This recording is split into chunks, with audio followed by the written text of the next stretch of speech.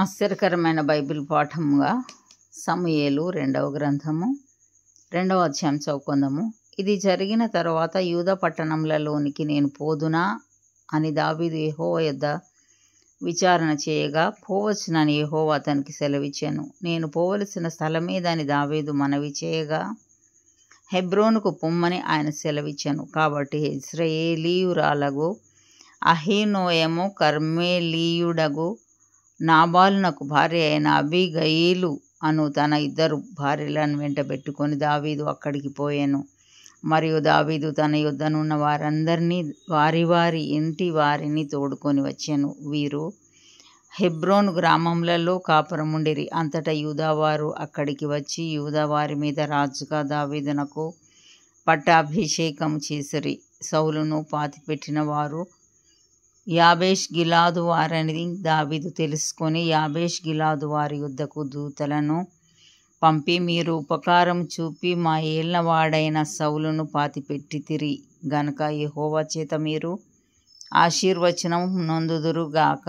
యెహోవా మీకు కృపను సత్య స్వభావంను అగపరచును. నేనును మీరు చేసిన ఈ క్రియను బట్టి మీకు ప్రత్యుపకారం చేసేదను. మీ యజమానుడగు సౌలు మృతి నొందెను గాని యూదావారు నాకు తమ మీద రాజుగా పట్టాభిషేకం చేసి ఉన్నారు గనుక మీరు ధైర్యం తెచ్చుకొని బలాఢ్యులై ఉండుడని ఆజ్ఞనిచ్చాను.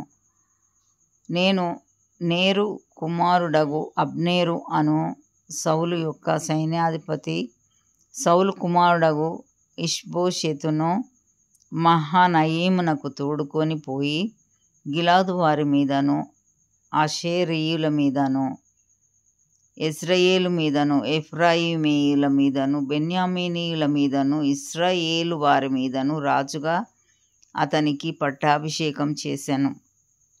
సౌలు కుమారుడగు ఇష్బోషెతు 40 ఏండ్ల వాడై ఏలనారంభించి 2 సంవత్సరములు పరిపాలించాను. అయితే యూదావారు దావీదు పక్షమున నుండిరి.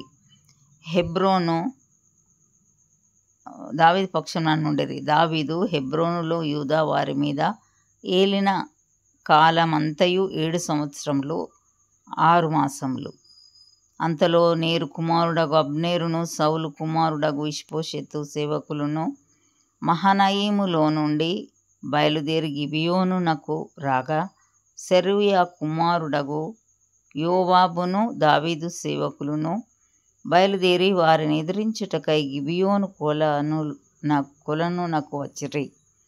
వీరు కొలనునకు ఈ తట్టునను వారు కొలనునకు ఆ తట్టునను దిగి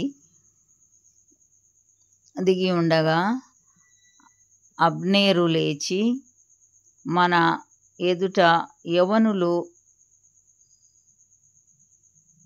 యవనులు మల్లచేష్టలు చేయుదురా అని యోవాబుతో అనగా, యోవాబు వారు చేయవచ్చుననెను.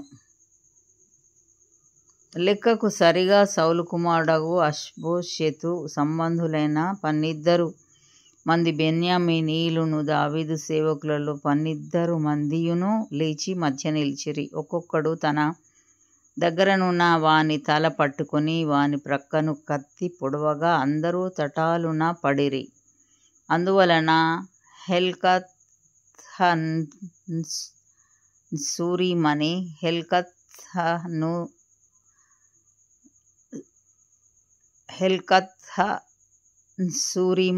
ఆ స్థలమునకు పేరు పెట్టబడెను. అది గిబియోనునకు సమీపము.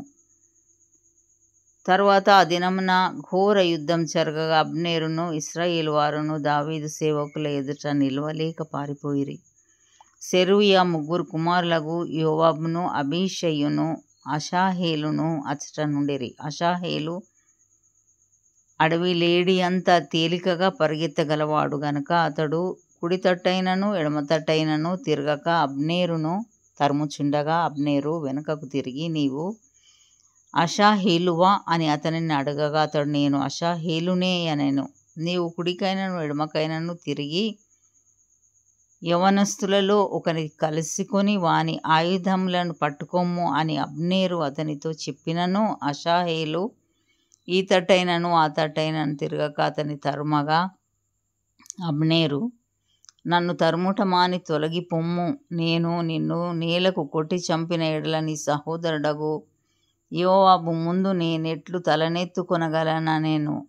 అతడు, నేను తొలగననగా అబ్నేరు ఈటె మడమతో అతని కడుపులో పొడిచినందున ఈటె అతని వెనుకకు వచ్చెను గనుక అతడు అచ్చటనే పడి చచ్చెను.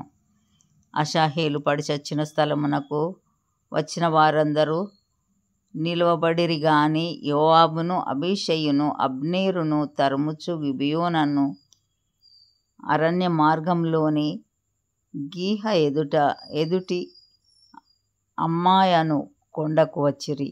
అంతలో సూర్యుడు అస్తమించెను.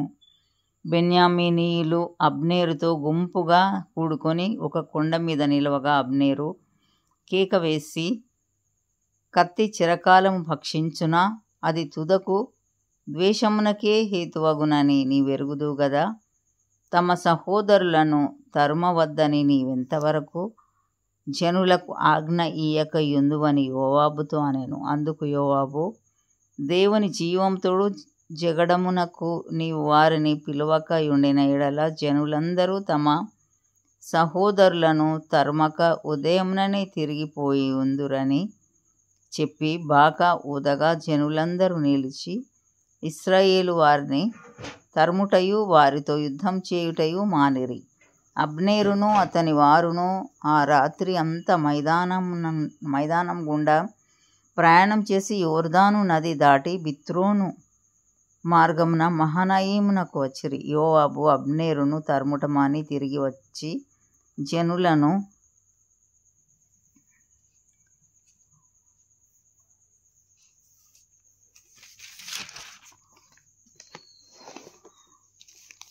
సమకూర్చి లెక్క చూడగా దావీదు సేవకులలో అషాహేలుగాక 19 లేకపోయిరి. అయితే దావీదు సేవకులు బెన్యామీనీయులలోనూ అబ్నేరు జనులలోనూ 360 మందిని హతము చేసిరి. జనులు అషాహేలును ఎత్తుకొనిపోయి బెత్లెహేములోనున్న అతని తండ్రి సమాధి యందు పాతిపెట్టిరి. తరువాత యోవాబును అతని వారును రాత్రి అంతయు నడిచి తెల్లవారు సమయమున హెబ్రోనునకు వచ్చిరి. ఇంతటితో ఈ దినం కొరకైన బైబిల్ పాఠం సరి.